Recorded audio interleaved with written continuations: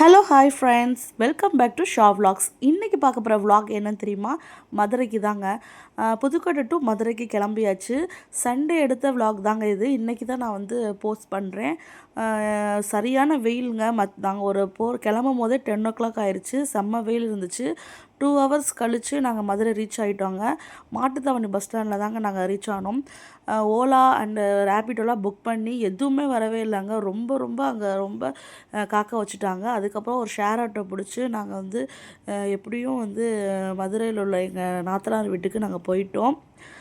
அடுத்தது வந்து ஈவினிங் போல் எங்கே போகலாம் அப்படின்னு பிளான் பண்ணும்போது தெப்பக்குளம் நான் போனதே இல்லை. சரி போகலாம் அப்படின்னு சொல்லிட்டு நான், என்னோடய ஹஸ்பண்ட், என்னோடய பொண்ணு, அடுத்து என் நாத்தனார் பொண்ணெல்லாம் சேர்ந்து போனோம். போகும்போதே பெட்ரோல் பேங்கில் வந்து டீசல் வந்து ஃபுல் பண்ணியாச்சு.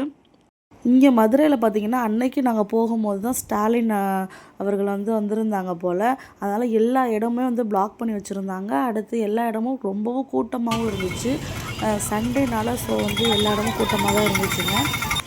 எப்படியும் ஒரு ½ hour கழித்து நாங்கள் தெப்பக்குளம் ரீச் ஆகிட்டோம். வந்து தெப்பக்குளம் அதில் பார்த்து நிறைய பேர் உட்காந்துருக்காங்க. சுற்றி ஆள் தான் இருக்காங்க. பாருங்கள், செம்ம கூட்டம். நாங்கள் சண்டே வந்திருக்கோம். ஸோ சரியான கூட்டமாக இருக்குது. இதுதான் ஃபுல்லி தெப்பக்குளம் அவுட் சைட். இன்னும் போகணும் போல், இன்னும் உள்ளே போகணும். நான் ஃபஸ்ட் டைம் வந்திருக்கேன் மதுரைக்கு. வந்து ஒரு 3 to 4 times வந்திருக்கேன். அந்த தெப்பக்குளம்ங்கிறது ஃபஸ்ட் டைம் வந்திருக்கேன். சரி நம்ம போகும்போது ஒரு vlog மாதிரி போட்டுடலாம் அப்படின்னு சொல்லிட்டு தான் ஒரு vlog போடுறேன். இங்கே வந்து பைக் வச்சுக்கலாமா.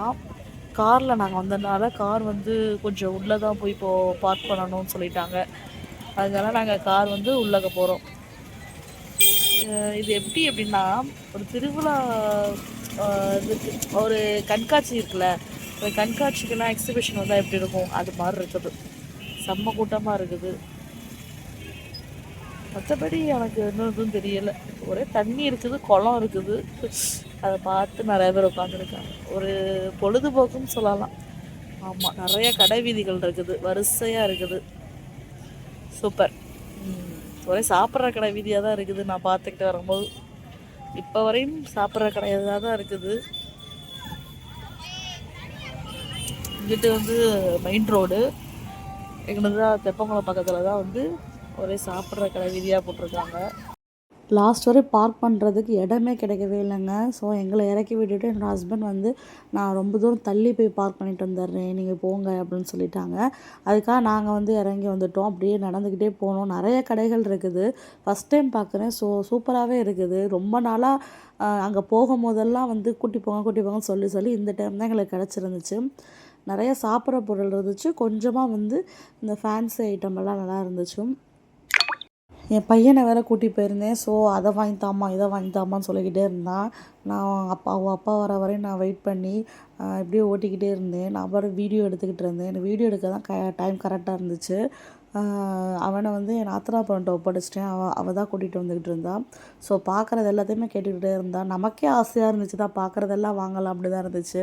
அங்கே உள்ள எல்லா ப்ளேஸுமே நல்லா தான் இருக்குது. அடுத்து வந்து இது வந்து குழந்தைகளுக்குள்ள தனியாக வந்து விளாட்ற ஐட்டமும் நிறையா இருக்குது போல். ஃபேன்சி ஐட்டம், சாப்பிட்ற ஐட்டம், குழந்தைகளுக்குள்ள ஐட்டம்ஸ் நிறையா இருக்குது. நிறையா இது சாப்பிடக்கூடிய ஐட்டம்லாம் நான் சாப்பிடணும்னு நினச்சது எல்லாமே இதில் இருக்குது. காடை முட்டை அதெல்லாம் நான் ட்ரை பண்ணதே இல்லை. அடுத்து வேஃபல்ஸ் நான் இதுவரையுமே சாப்பிட்டதில்லை. அதெல்லாம் வந்து இருந்துச்சு. இந்த தெப்பக்குளம்ங்கிறது முன்னாடி போட்டிங்லாம் இருந்திருக்கு போல். இப்போல்லாம் வந்து நிறையா சின்ன சின்ன போட்டிங்லாம் இருந்துச்சு. ஸோ யாருமே ஆனால் போகலை. ஆனால் ரொம்ப வருஷத்துக்கு முன்னாடியே அது வந்து இல்லைன்னு சொன்னாங்க. அடுத்து வந்து நாத்தனார் பொண்ணுக்கு வெஜ் கட்லெட் வாங்கினா, அடுத்து என் பையனுக்கு வந்து பொட்டேட்டோ ஸ்ப்ரிங் ரோலும் அடுத்து பர்கரும் வாங்கினோம். இது மட்டும் சாப்பிட்டு நாங்கள் வந்து அந்த இடத்துலேருந்து கொஞ்சம் தள்ளி போயிருந்தோம். ஹஸ்பண்ட்காக வெயிட் பண்ணிகிட்டு இருந்தேன் வருவாங்க அப்படின்ட்டு. அதுக்கப்புறம் ஒரு 10 minutes கழிச்சு என்னோடய ஹஸ்பண்டும் தேடி கண்டுபிடிச்சி எப்படி வந்துட்டாங்க. அவங்களும் நானும் பருத்தி பால் சாப்பிட்டோம்.